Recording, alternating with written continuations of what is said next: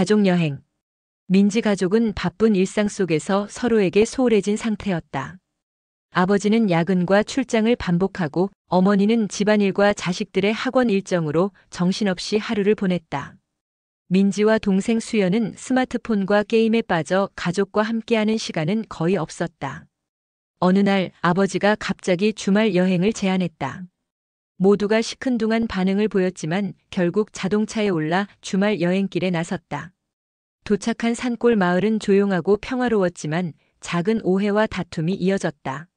민지와 수연은 서로의 짜증에 부모에게 불만을 터뜨렸고 부모 역시 피곤함과 걱정으로 감정을 드러냈다.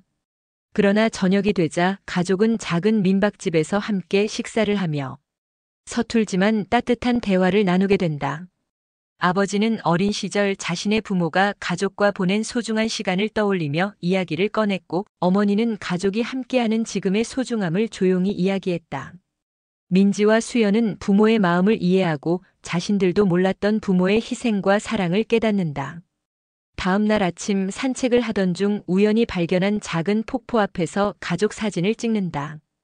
평범한 주말 여행이었지만 그 순간 서로를 바라보는 눈빛 속에는 이해와 사랑, 그리고 작은 반전의 감동이 담겨 있었다.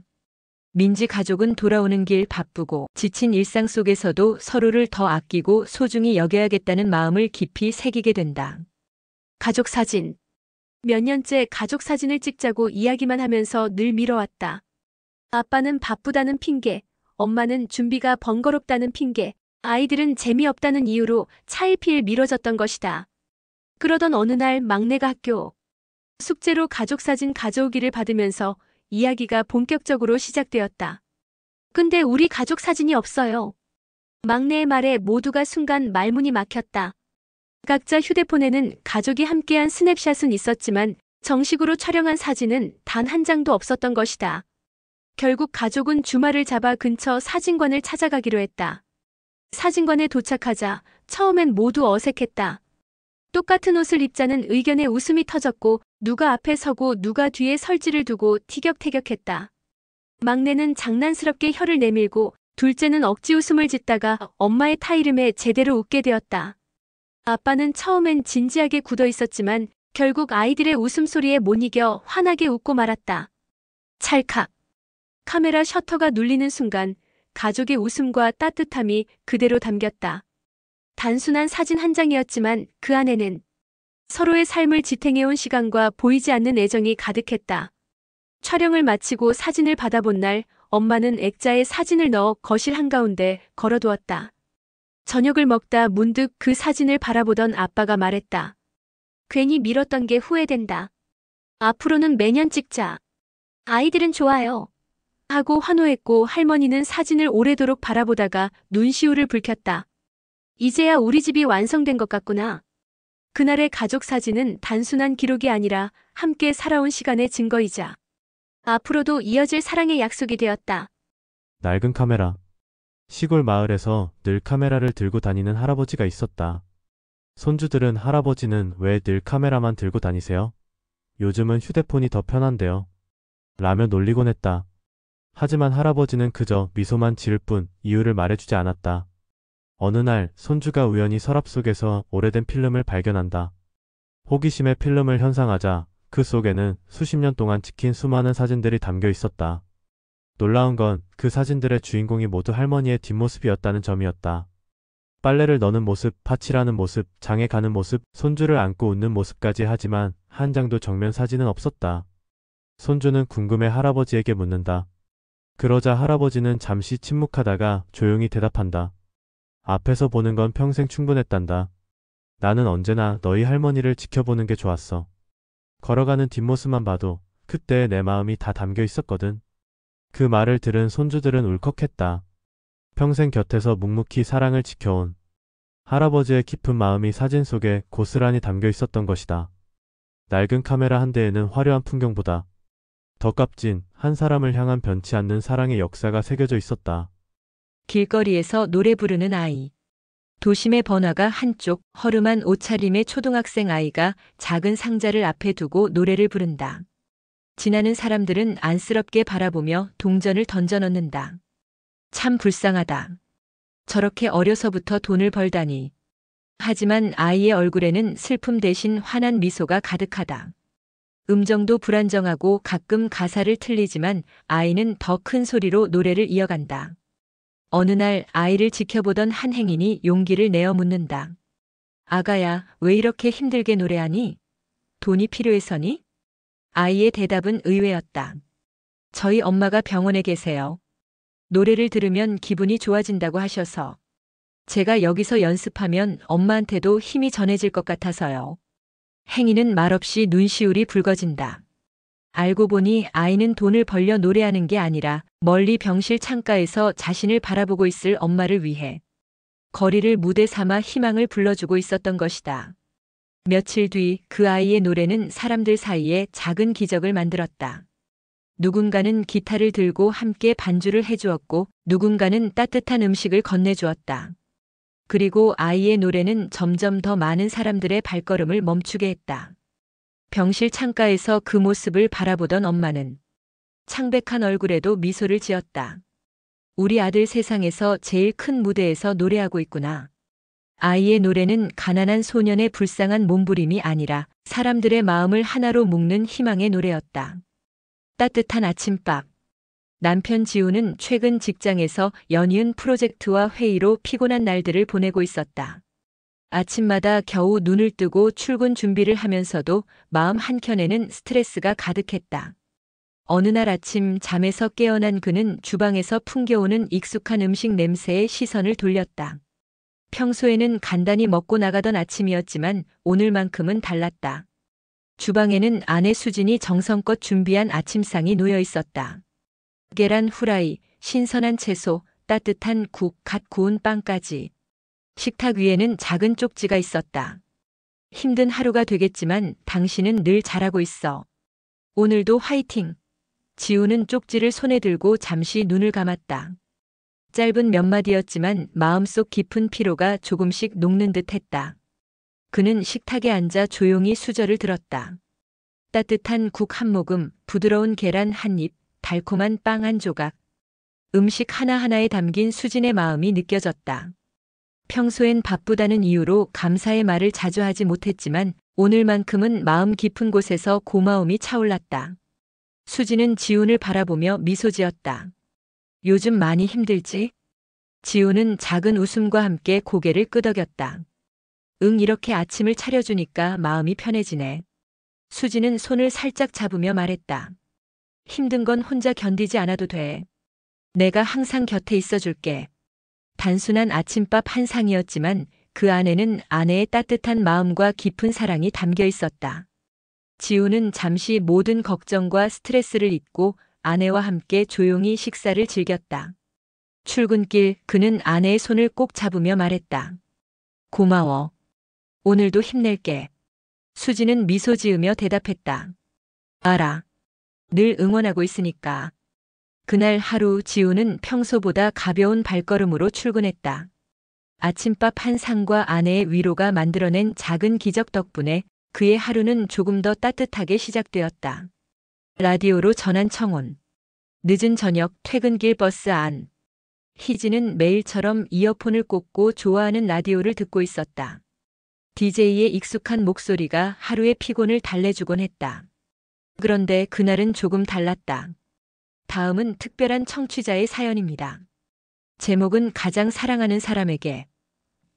순간 희진의 심장이 멎는 듯 했다. 들려온 목소리는 DJ의 낭독이었지만 그 글귀는 너무도 익숙했다. 우린 버스 정류장에서 처음 만났죠. 늘 지쳐있던 제 하루를 당신의 미소가 바꿔줬습니다. 이제는 그 미소와 평생을 함께하고 싶습니다. 버스 안 소음조차 사라진 듯 희진은 눈을 크게 떴다. 그리고 DJ가 마지막 문장을 읽어내려갔다. 희진 씨, 저와 결혼해 주시겠습니까? 바로 그 순간 창밖에서 기타를 맨 영호가 나타났다. 버스가 정류장에 멈추자 그는 장미꽃 한 다발을 들고 달려왔다. 당황한 승객들의 환호와 웃음 속에서 영호는 무릎을 꿇고 말했다. 라디오보다 더 크게 말할게요. 희진아, 나랑 결혼해 줄래? 희진의 눈가에 눈물이 맺혔다. 라디오를 통한 고백은 이제 두 사람의 새로운 시작을 알리는 청혼으로 이어졌다. 마지막 사진. 오래된 흑백 사진관을 운영하는 찬호는 늘 무표정하지만 사진 속 사람들의 표정만큼은 누구보다 따뜻하게 담아낸다. 어느 날 그는 우연히 발견한 빛바랜 신문 기사에서 30년 전 실종된 동생 미소의 흔적을 발견하고 오랜 그리움과 죄책감에 사로잡혀 동생을 찾기로 결심한다. 기억 속 어린 시절의 즐거웠던 순간을 되짚으며 찬호는 옛 놀이동산의 폐허를 찾아가 희미한 기억의 조각들을 맞춘다. 그곳에서 미소를 기억하는 유일한 목격자 수아를 만나게 되고 처음에는 경계하던 수아도 찬호의 간절함에 마음을 열어 함께 동생 찾기에 나선다. 두 사람은 당시 사건을 담당한 경찰과 주변 사람들, 고아원 기록까지 뒤지며 수많은 오해와 거짓 속에서 미소의 행방을 추적한다. 그러나 진실은 충격적이었다. 미소는 실종된 것이 아니라 불법 입양되어 다른 도시에서 살아왔고 이미 불치병으로 시한부 삶을 살고 있었다. 찬호는 늦게 찾아낸 기쁨과 동시에 너무 늦었다는 슬픔을 안는다. 재회한 미소와 그는 사진을 통해 못다한 형제애를 나누며 마지막 순간까지 동생의 소원을 들어주기 위해 애쓴다. 미소는 환한 미소와 함께 찬호에게 감사의 마음을 남기고 세상을 떠난다. 찬호는 다시 사진관으로 돌아와 이제 흑백이 아닌 색깔 있는 사진으로 삶과 사랑의 따뜻한 순간을 담기 시작한다. 마지막 산책길. 은퇴 후 매일 저녁 동네 공원을 함께 걷는 할아버지와 할머니. 둘은 걸으면서 티격태격 잔소리를 주고받는다. 당신은 맨날 같은 옷만 입어. 그럼 뭐 멋내고 다니면 젊어져? 주변 사람들은 그런 대화를 들으며 늘 미소를 짓는다. 하지만 어느 날 할머니가 건강 문제로 병원 신세를 지게 된다. 혼자가 된 할아버지는 산책길에서 멈춰선다. 그제야 깨닫는다. 늘 귀찮다고만 생각했던 잔소리 속에 담긴 사랑과 동행의 무게를. 며칠 뒤 퇴원한 할머니가 천천히 공원에 나타난다. 할아버지는 괜히 눈물이 고인 채 일부러 투덜거리듯 말한다. 이제는 천천히 걷자고 했지. 괜히 날 힘들게 하지 말고. 할머니는 그 말에 웃으며 팔짱을 낀다. 그러니까 같이 가는 거잖아. 그들의 발걸음은 늦었지만 여전히 같은 방향이었다. 부부란 같은 길을 오래도록 함께 걸어가는 사람. 미술관 속 기억. 민석은 학교에서 단체로 미술관을 방문하던 중 친구들과 떨어져 길을 잃고 말았다. 낯선 전시실을 헤매며 당황하고 눈물이 맺히는 순간 친절한 안내 직원이 다가와 민석을 안심시키며 안전한 길로 안내해준다. 전시 작품들을 지나며 민석은 어릴 적 부모님과 함께 미술관을 방문했던 기억을 떠올린다. 그때 부모님이 손을 잡고 모든 순간을 즐기며 배워라라고 말했던 장면이 마음속에서 되살아난다. 그 기억 덕분에 민석은 두려움을 이겨내고 용기를 낸다. 안내 직원과 함께 출구에 다다른 민석은 한쪽 벽에 걸린 전시. 안내판 속에 자신이 그린 그림이 전시되어 있음을 발견한다. 어린 시절 미술대회에서 출품했던 그림이 부모님의 성원 덕분에 남아있던 것이었다. 민석은 부모님의 따뜻한 응원과 관심을 다시 한번 느끼며 깊은 감동에 잠긴다. 미술관 밖으로 나오면서 민석은 길을 잃는 순간조차 작은 모험이 되고 소중한 추억과 배움으로 이어질 수 있음을 깨닫는다. 작은 두려움 속에서도 사람과 기억, 그리고 사랑이 길을 안내해준다는 사실이 마음속 깊이 새겨지며 민석은 새로운 용기와 희망을 얻는다. 바닷가의 약속. 오랜 세월을 함께했지만 중년의 부부에게는 더 이상 설렘도 대화도 남아있지 않았다. 사소한 말다툼은 하루도 빠짐없이 이어졌고 집안의 공기는 점점 차가워졌다. 어느 날 여름 휴가를 두고 다툼이 벌어졌다. 아내는 오래전부터 가고 싶어 했던 바닷가를 이야기했지만 남편은 귀찮다며 무심히 거절했다. 결국 감정이 폭발한 아내는 집을 나서버리고 남편 역시 혼자 차를 몰아 바다로 향했다. 같은 날, 같은 시간, 각자 다른 이유로 바닷가에 도착한 두 사람. 모래사장을 걷던 아내는 파도 소리에 섞여 들려오는 옛 노래를 떠올렸다. 그것은 신혼 시절 함께 바닷가를 걸으며 두 손을 꼭 잡고 불렀던 노래였다. 그 순간 아내의 눈에 눈물이 고였다. 반대편에서 혼자 바다를 바라보던 남편도 문득 떠올렸다. 젊은 시절, 돈 한 푼 없이 힘들게 살던 시기에도 아내는 늘 자신 곁에 있었다는 것을. 그는 바닷바람에 휘날리는 아내의 뒷모습을 발견했고 오랜만에 심장이 두근거렸다. 조심스레 다가간 남편은 아무 말 없이 아내의 손을 잡았다. 아내는 놀란 듯 그를 바라보다가 이내 고개를 숙였다. 남편은 낮게 속삭였다. 미안해. 자꾸 짜증내고 무심했던 거 사실은 늘 고마웠어. 아내는 차마 대답하지 못했지만 손을 뿌리치지도 않았다. 대신 파도에 실려온 바람이 두 사람의 마음을 감싸주었다. 모래 위에 발자국 두 줄이 나란히 이어졌다. 그 길은 과거의 추억과 현재의 화해, 그리고 앞으로 함께 걸어갈 시간을 상징하는 듯했다. 그렇게 두 사람은 다시 한번 바닷가에서 약속을 했다. 앞으로는 서로를 조금 더 이해하고 끝까지 함께하자. 바닷가의 의자. 바닷가 작은 마을. 낡은 목재 의자 하나가 늘 같은 자리, 해변의 끝자락에 놓여 있다. 사람들은 매일 그 의자에 앉아 노을을 바라보는 노인을 본다. 누구도 말을 걸지 못하지만 마을 사람들은 다 안다. 돌아가신 아내를 그리워하는 거겠지. 노인은 파도 소리에 귀 기울이며 작은 미소를 지어 보인다. 때로는 바람에 흩날리는 머리카락을 바라보듯 허공에 시선을 두고 가만히 손을 내밀기도 한다. 사람들은 그 모습에 마음이 짠해진다. 그러나 어느 날 그 의자에 노인 혼자가 아닌 한 여인이 함께 앉아 있는 모습이 보인다. 낯선 듯 그러나 친근하게 노인을 바라보는 그녀. 알고 보니 그녀는 노인의 아내였다. 단지 요양원에서 기억을 잃고 지내고 있었던 것. 아내는 매번 바닷가를 산책하다가 그 자리에 앉은 노인을 처음 만난 듯 대한다. 이름도 함께한 세월도 기억하지 못한다. 하지만 노인은 실망하지 않는다. 그저 처음 만난 남자처럼 다정히 말을 건네며 다시 인사를 한다. 노인의 하루는 언제나 같았다. 아내가 오든 오지 않든 그 자리에 앉아 기다린다. 그녀가 자신을 잊어도 괜찮다. 왜냐하면 그에게는 수십 년간의 추억이 있고 아내를 사랑한다는 마음은 여전히 현재형이기 때문이다. 노을이 바다를 붉게 물들일 때 노인은 속삭인다. 오늘도 처음 만난 날 같네. 당신을 다시 사랑하게 해줘서 고마워. 엘리베이터 인사. 아파트 10층에 사는 박 노인은 매일 아침 엘리베이터를 탈 때마다 이웃들에게 늘 같은 말을 건넸다. 좋은 하루 되세요. 처음엔 사람들은 형식적인 인사로만 여기고 바쁘다는 핑계로 고개만 끄덕이며 지나갔다. 하지만 이상하게도 박 노인을 만나면 하루가 조금은 가벼워졌다. 직장에 지친 청년도, 아이를 안고 힘들어하던 젊은 엄마도, 시험 준비에 매달리던 학생도 그의 인사 한마디에 작은 위안을 받곤 했다. 어느 날부터 박 노인의 모습이 보이지 않았다. 일주일, 2주일이 지나도 엘리베이터 안은 조용했다. 그제야 사람들은 그가 매일 건네던 인사가 얼마나 소중했는지 깨닫기 시작했다. 아침마다 허전함을 느끼던 주민들은 결국 서로 말을 건네기 시작했다. 안녕하세요. 좋은 하루 되세요. 처음엔 어색했지만 점점 자연스러워졌다. 그러던 어느 날 오랜만에 박 노인이 지팡이를 짚고 엘리베이터에 올랐다. 병원에 다녀온 길이었다.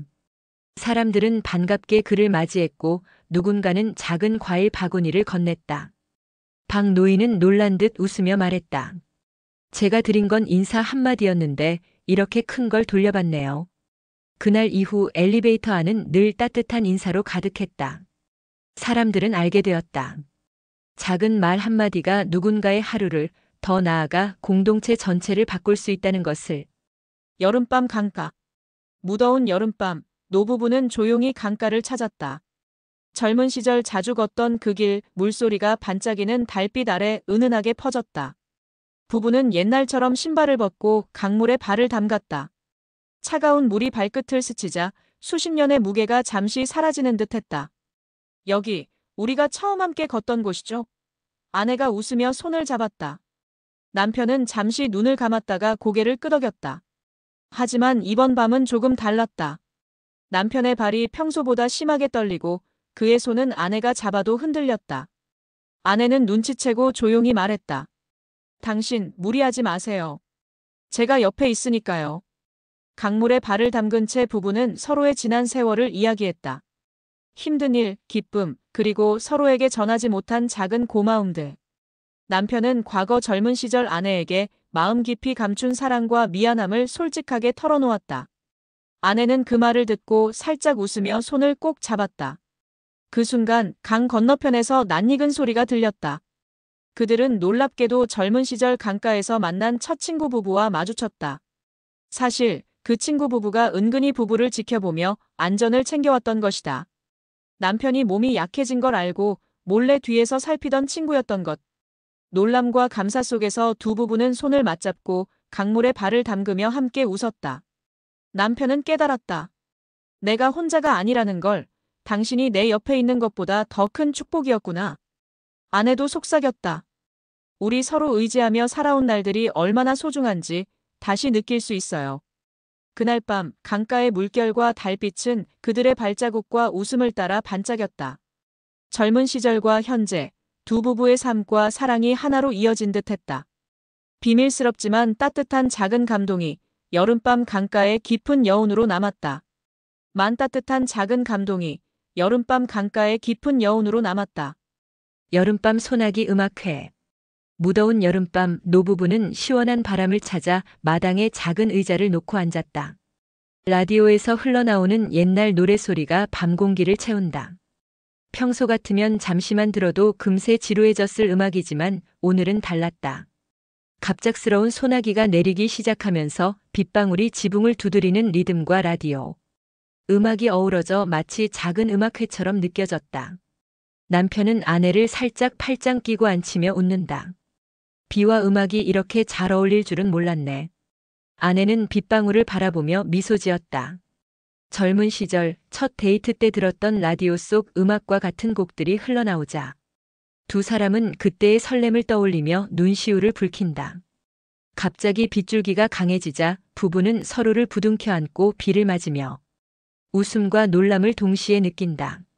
라디오 속 음악과 빗소리가 함께 어우러져 소란스러운 도시 속에서도 느낄 수 없는 잔잔한 감동을 선사한다. 지나가던 이웃이 놀라 빗속에서 서성이는 모습을 보며 부부는 장난스럽게 손짓하며 함께 즐길 것을 권한다. 소나기가 잦아들고 밤하늘에는 별빛이 빗방울 위로 반짝인다.